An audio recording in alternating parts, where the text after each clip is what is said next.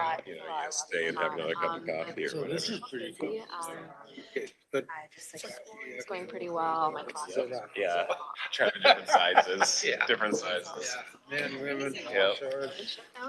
Right. Not Doing a yet. whole lot right Right. now, but other than that, things are going pretty well. My other request is always in the other room. Pretty cool though. There's the level of like, No, seriously, no, literally, I was like, oh, I should have done that, and I didn't. it's just lost. I mean, when I first put it in. I used to be like a kid. You know how it is, like, to figure it all out. Oh, well, you never know. Things. That was more I can't imagine for you guys that are. the materials and stuff. You have to work. It's just, I can't do anything too intensive because I'm paying attention, but you know, it's like, You can answer an email or you can check. Also, Okay, I gotta do this when I get back. I don't hate using like Speechify. I'm doing. Plus, we have a pretty good- Oh, So you go. So you can ask Brian about it. I don't know if he's actually looked into it, but I think he just kind of assumes it would be They expect me to do. Yeah. a table or two there. Our people are less productive. Yeah, there you go. 41%. Yeah, you know, you would have to get how much the table costs. So if you could increase productivity for One those day, days, for one day. those folks' salaries, you get 5% increase. One You know? day. Yeah, And pay for the table. yep. I agree. Know which things I'm going to. There's a part of it was just the printing hands before everybody had laptops. So it just didn't matter as much when you're just taking notes. Only a few people, one for the press to take notes, so one. This building was. Even taking This is a much bigger city. Yeah. stuff and you drive through to pay for it.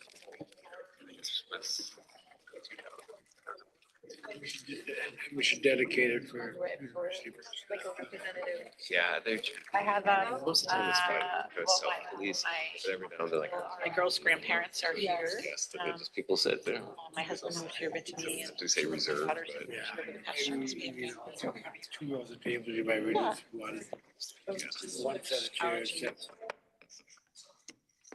Good morning. I call to order the October 2025 meeting of Audit and Compliance Committee of the University of Minnesota Board of Regents. Thank you to everyone joining us in the West Committee Room. While today's meeting is not being live streamed, the recording will be uploaded after today's meeting to the board's YouTube channel. With the start of a new academic year, we also have new representatives. So with us today are Simon Moreno, a returning student rep from the Duluth campus, and our new student representative, Samia Abdul. From the Twin Cities campus. Did I pronounce your first name correctly? Yes, you did. Great. Welcome and thank you both for being here. If you would each share with us your major and what year you are at your campus. Yeah, thank you, Chair, and thank you, Board. My name is Simon. I'm a senior at the Duluth campus doing environmental and outdoor education, and I'll be finishing up in the fall. Congratulations. Thank you. Thank you, board. Thank you, chair. My name is Samia. I'm a junior at the Twin Cities campus and I'm studying political science on the pre-law track. So excited to be here. Great. Well, welcome to both of you. Our first item of business this morning is a discussion of the 2025-26 committee work plan. The work plan was developed to advance our charge as a committee with input from Chief Auditor Gulswick. The plan includes regular agenda items as well as space for emerging topics and updates as the year progresses. Chief Auditor Gulswick, would you provide us with any initial comments you may have? Yeah, thank you, Chair Fairhill and members of the committee. A couple of things I want to highlight here. So on the December agenda, we'll have the annual institutional compliance and conflict of interest reports. This is the report by the Chief Compliance Officer, John Gooden, his main report to the committee.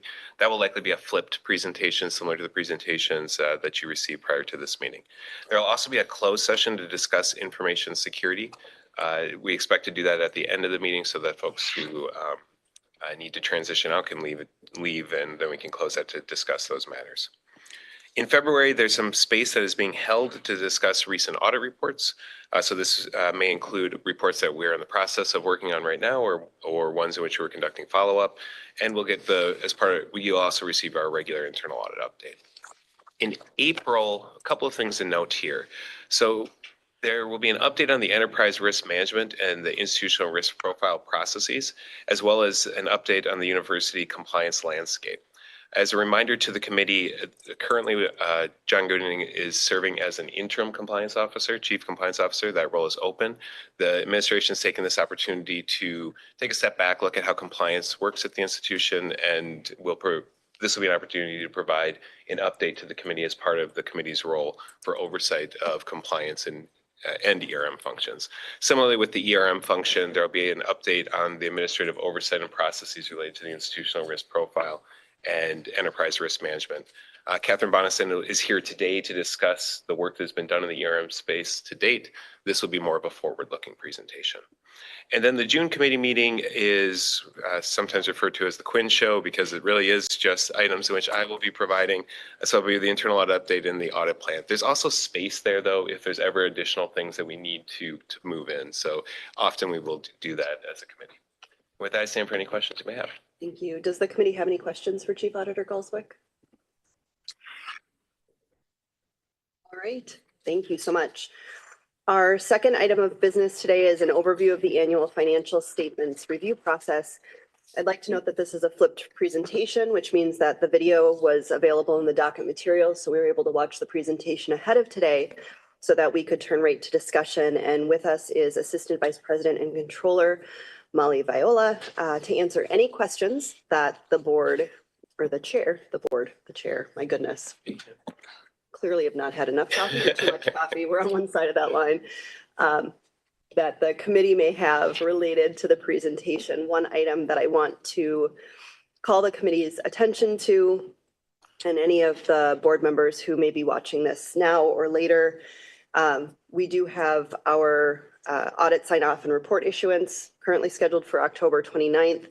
If you have any questions related to the process, et cetera, that we're not able to answer today or that come up after that, please feel free to submit those questions to myself, Chief Auditor Galswick, et cetera, so that we can prepare for that meeting and make sure everyone's questions are answered. So with that, we'll turn right to discussion and questions. Do you want to make any initial remarks? No, but I appreciate any feedback or questions that the committee has once they get the copy of the report. I'm more than happy to discuss any questions. And it is, the process is really appreciated that we get this overview of here's how it works. We get the report, we get a chance to review it. We have an opportunity for that iterative conversation and discussion, which is a very healthy audit process and very appreciated. Are there any questions? It's a real hot bench today. Thank you very much, Assistant Vice President and Controller Viola. I appreciate it. Our third item is an overview of the university's risk management program. Here to walk us through the update is Associate Vice President Catherine Bonison. Thank you. Associate Vice President Bonison, would you please proceed whenever you are ready? Great. Thank you so much. I appreciate the time today. And I'm Catherine Bonison, Associate Vice President, Health, Safety, and Risk Management. There we go. So today's presentation is the annual update that we do each year around, and you'll see the quick agenda. There we go. So we discuss some of the risk themes. We will go into some of the national themes that we see overall in risks in higher education, talk about some work in deep dives, and the next steps that Chief Auditor Galswick already talked about around governance and sort of what's to come in the future. And at any time, if you have questions, please let me know. So I'll just go a little bit backwards on ERM. And I know for some of you, this is a repeat, and I apologize, but I know we have some new faces. Welcome around the horn, so thank you. But enterprise risk management is fairly new to the University of Minnesota, not new to higher education. Around 80% of our ERM program. We adopted one in 2022. It's a new program. We're kind of getting our legs underneath us, and you'll hear a lot about that today, looking for some steering and refinement and adjustments. But what is ERM and why adopt it? So it's just a way to take a lot of the good work that's happening in the units, like you hear from the controller's office and from other offices where they're doing risk management. They're doing it across the university. ERM looks at it across the enterprise for themes, and it tries to facilitate these conversations with leaders around what are our priorities, how do we mitigate those priorities, and what's our risk tolerance as a university? And then how do we use that information to forward and get to some of our long-term strategic goals. So that's ERM sort of in a nutshell. And like I said, it's fairly new here at the university, and so we appreciate all the feedback and engagement from this committee. So what's going on across higher education when we look at risks? We are fortunate to be part of the Big Ten ERN consortium, and so you can see the members on the right side of me. As part of this consortium, one of the things we talk about is what's happening on your campus, what are your risks, what are you seeing, and what should we all be concerned about? And the good news, well, good and bad is, the good news is that the risks that we talk about are not new to the university. They're things that were on our risk profile. They're things that are discussed here on a regular basis. And so, what you're always looking for is there something that other people are paying attention to that we're just not seeing.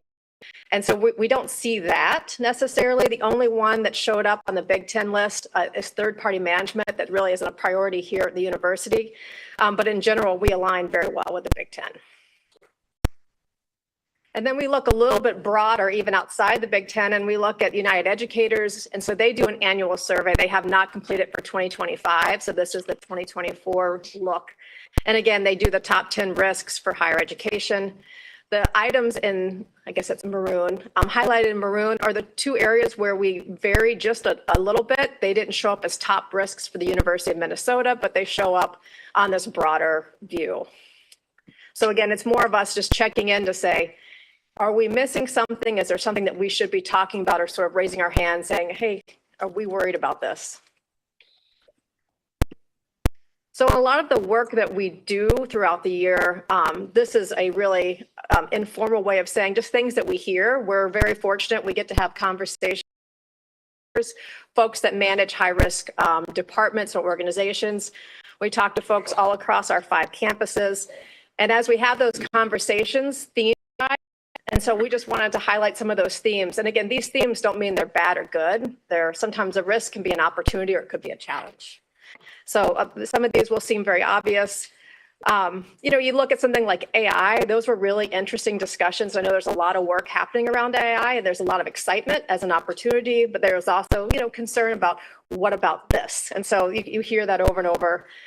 Same with silos and siloed structure. There's a lot of opportunity and having flexibility as a decentralized university. And then you also hear, but there's also at times maybe standards that aren't followed across the board in the same way because we are large and decentralized and geographically dispersed. So again, these are just themes that we hear and we kind of pay attention to. Some of you will remember this was the institutional risk profile we discussed last year. And so you see that everything that's in those black boxes were our top risks as identified from the folks that we interviewed, the senior executive level and folks who manage high risk departments and functions.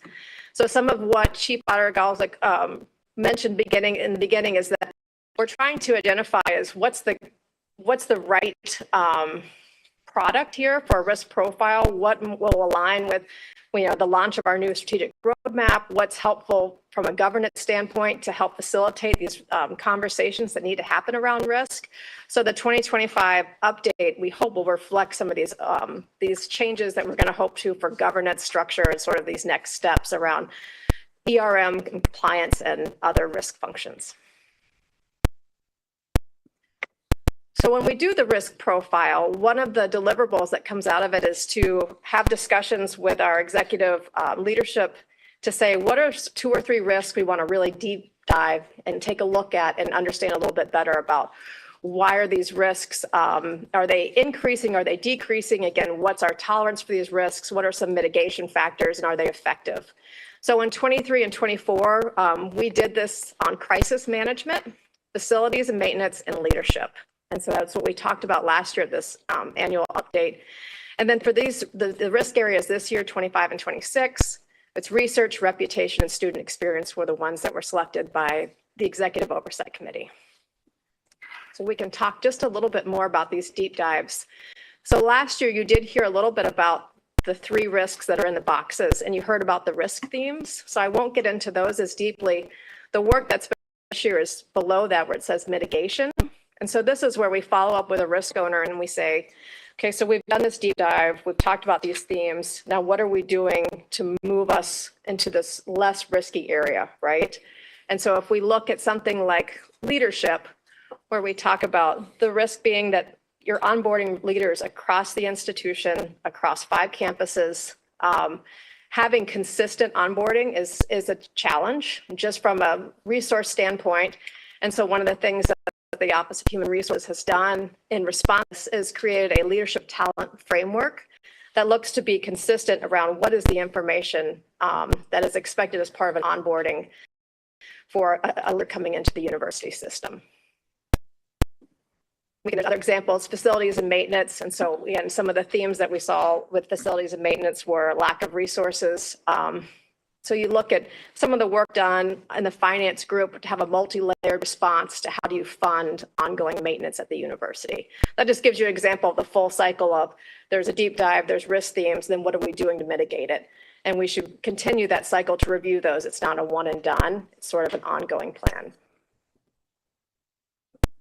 So the 25-26 deep dive risk reviews, these are the 3 that we talked about. Again, they're defined there. This work is in progress.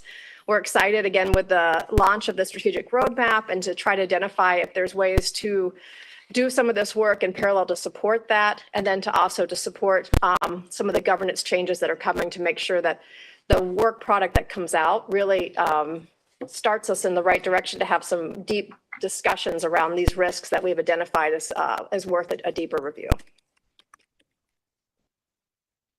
So as we look forward to what does enterprise risk management do, we're again excited about the launch of the strategic roadmap and excited to understand, as we look through those goals and then align the work that this program does to support those goals. So the little box or the little, I guess that's an oval over there, talks about exactly how that works. But as we identify risks and we understand how to mitigate them and then we align them with our strategic priorities, I think it helps take away some of the roadblocks to getting from A to B. So our next steps as a team, again, we look forward to working with the administration to better define institutional governance and oversight of the risk structure and to coordinate our initiatives with some of those new strategic plan goals to update our institutional risk profile. And then there's a lot of operational pieces we're doing around just improving our website and the training and the outreach. So with that, I am happy to take any questions the committee might have. Thank you. While folks are gathering their thoughts or forming questions, one question I did have, you mentioned that the industry risk report was 2024, the 2025 had not yet been released. Do you know when that will be expected? It's Chair Verhalen, members of the committee, it usually comes out in the spring of the prior year. So we should see it January, February. So maybe by the April update, we would have that information. Great. Thank you so much. Other questions from the committee?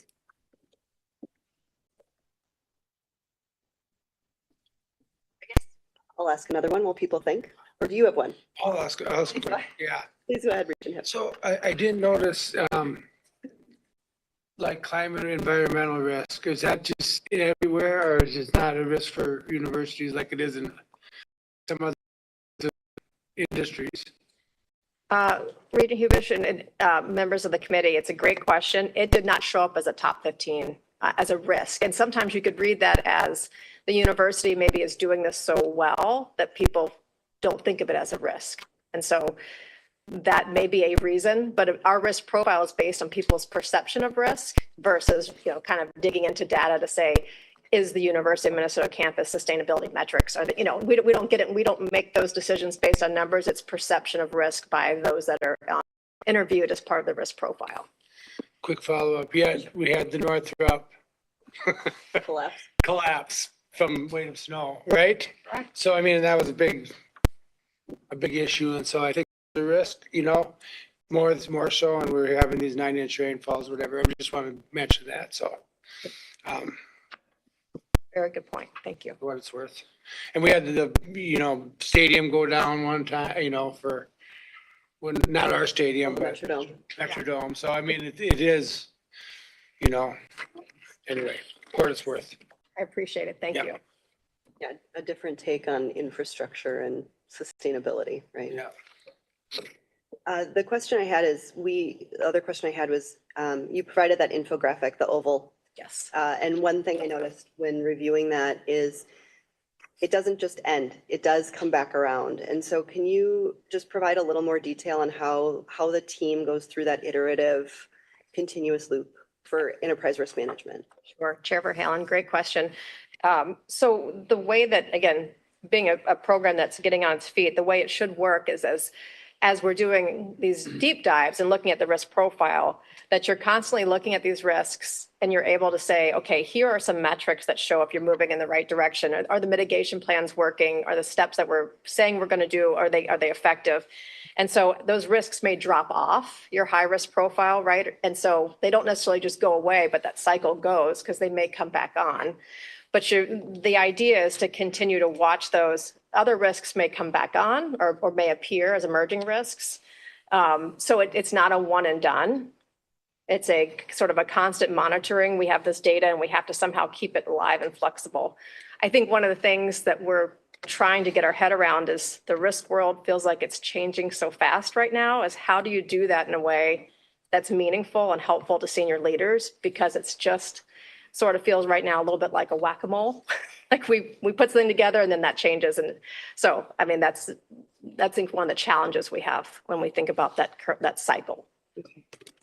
Well, I look forward to hearing more about that, especially as we go into the spring and our other presentations on this issue. And appreciate that, this is a newer program, especially for an institution that's over 100 years old. To have a program that's 3 years old is very new, but very important. Are there other questions from the committee? Yes, please, student representative. Yes. Thank you, President Bonison. I'm wondering, just a clarifying question, how often is the ERM survey conducted? Is it a yearly survey? And then also, are there any major changes that you're expecting between what risk themes you were monitoring in 2023 versus maybe in 2025, and if that is changing too? Chair Verhalen, Student Representative Dula, I hope I get your name correct. It's a great question. So currently we were doing that update annually. And that's one of the questions when we think about our governance is that enough? Is that the right pace? Or is that too much? Is that fatigue? We're right now, we're hitting our senior leaders and managers, but the other question is that the right audience? Are we talking to the right people to make sure that we capture all the risks that need to be captured?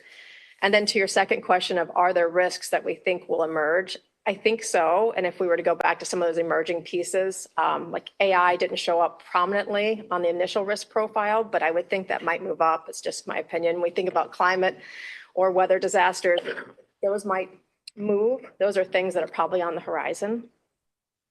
Great question. Any further questions? All right, thank you, Associate Thank you so Vice much. President Appreciate it. Bonison. We appreciate it. Our next item is a review of our internal audit process and an internal audit update.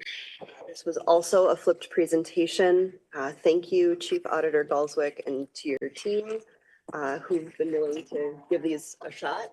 Audit is a lot of information to take in, and so it's nice to have a little bit of time to process it before we show up here. But if you could please proceed with our update. Thank you, Chair Verhalen, members of the committee. I'll hold for any questions related to the overview at the end, so I'll just jump right into my internal audit update. The internal audit update begins on page 30 of your docket materials. As a reminder to the committee, this is the update on internal audit's work in progress on the internal audit plan for the last 4 months. To begin with, in this internal audit summary is on page 32, and here I want to highlight that we have some potential impacts us being able to complete the audit plan as presented to the committee in June. While we're only slightly behind schedule now, employee leaves have the potential to considerably impact our ability to complete the FY26 audit plan. These leaves are related to the Minnesota Paid Family and Medical Leave programs, and another extended medical leave, and a military deployment that we were just not aware of when we were developing the FY26 audit plan.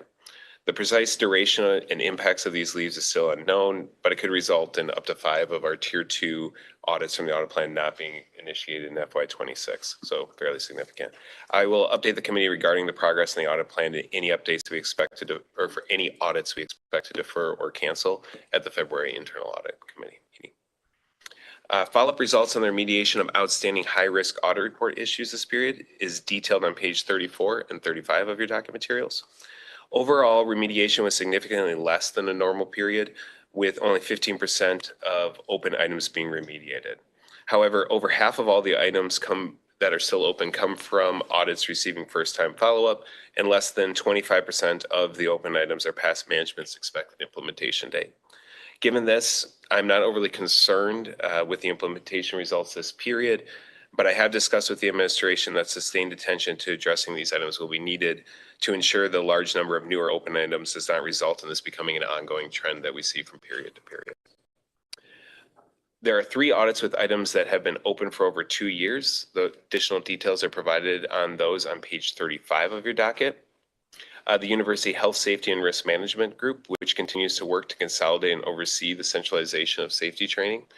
They have recently begun piloting a new tool for determining and assigning safety trainings, and they plan to have this risk fully remediated by our next follow-up period. Dentistry also has an item over 2 years. They continue to work through addressing accounts receivable related issues. This has been delayed due to staffing constraints. The college is currently looking into some potential options, including bringing in some outside resources to try to address this risk. And finally, the Bell Museum, which has 2 items related to completing and valuing their inventory, which has been delayed due to facility issues that are further detailed in your materials. We also had 1 audit that remediated all of the remaining high-risk items. This was the electrical and computer engineering. Always want to give a shout out to them, and it's especially noteworthy that they did this within only 6 months. So particularly nice job on their part. The audit activity schedule on page 36 shows a summary of the work we performed over the last 4 months. A summary provides information on assurance activity, the number of investigations we were involved with, advisory services, including formal university committees that we served on, and other activities. From an insurance activity completed perspective, this included gift testing this period, which is work that we do as part of the memorandum of understanding with the foundation related to ensuring that gifts are being used in alignment with donor intent. We also completed 9 audits this period, whose results are summarized in more detail on page 39 through 46 of the docket. 2 of these were transition reviews of the chief of police and provost, where no significant issues were identified. The other 7 audits completed were standard audits. 4 of these were rated as good, 1 was rated as adequate, and 2 had ratings of needs improvement. The audits rated as good included a purchasing audit related to supplier onboarding and payments, the SSBCI Venture Capital Program, which was an all green bar chart. So again, we do actually issue all green bar charts, important to know. The Institutional Animal Care and Use Committee was also rated good, and the NCAA Board of Governors Policy on Campus Sexual Violence and the Athletics Drug Testing Program on the Twin Cities campus was rated good. The audit rated as adequate is UMD International Programs and Services, where we found the unit managing many of their most important risks well, despite the lack of a permanent director, but some critical financial and compliance processes need to be improved. The audits with needs improvement ratings are first biostatistics, and then the employee threat assessment component of the university threat assessment audit. Biostatistics is managing their financial risk well, but has operational compliance and IT issues that need to be addressed. The largest concern, as you can see in the bar chart, is with their independent IT function not meeting university requirements for managing types of sensitive data that researchers in biostatistics deal with. The threat assessment audit reviewed university-wide processes for handling potential concerns of students or employees/affiliates being a danger to themselves or others. This audit found that the student-focused care teams on each campus and the behavioral consultation team on the Twin Cities campus specifically are overall doing a good job of managing risks, despite some opportunities for additional oversight and process improvements. However, employee-focused threat assessment processes need to be improved, especially in the areas of oversight and governance. Management recognized this risk prior to the audit and has already taken steps to improve processes in this space, beginning with establishing a new university-wide threat assessment program that started in July. While this program being implemented is a critical first step, there will be work to do in this space. In some cases, that might take years to create these processes and have them standardized and moved out throughout the institution. The last item to highlight in your docket is the remediation plans referencing peak on page 47. This is a schedule that has been requested by the committee and shows all audit reports, management action plans that reference peak to address issues identified. There was one new item added to this schedule this period. It relates to ensuring more than one athletics employee receives the background checks on student athletes, which will be implemented once the background check processes have been moved centrally to campus HR. With that, that concludes my remarks, and I stand for any questions you may have on this update or my previously recorded overview of the internal audit process. Yeah, you mentioned, Chief Auditor Galswick, you mentioned several statistics around the follow-up on high-risk audit items and how those were, the overall implementation rate of only 15%, but over 50% are first-time follow-up, et cetera. The one thing that you didn't note, which I think is worth noting, is that of the 24% that are past management's planned remediation date, that's the lowest level in 3 years. So we're moving in the right direction. And I think that that's worth noting. So thank you for your team's follow-up on these items to make sure that the units continue to follow up on their audit items. Yeah, thank you, Chair Van Hillen. If I may, Bear Hill and members of the committee.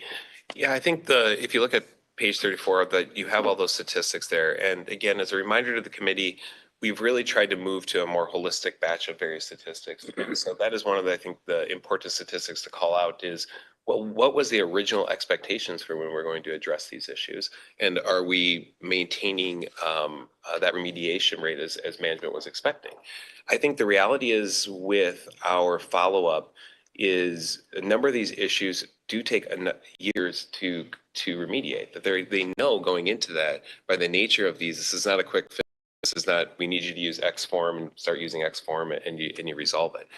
And I think partly that would be highlighted by, of these issues that are outstanding, about 50% are IT related.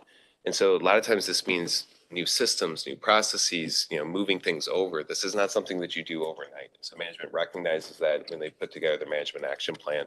And so, yeah, so the numbers that are past due is one of the lowest one of the lowest levels, even if the implementation rate overall is lower than what we normally expect. Thank you. Yeah. Other questions for Chief Auditor Galswick?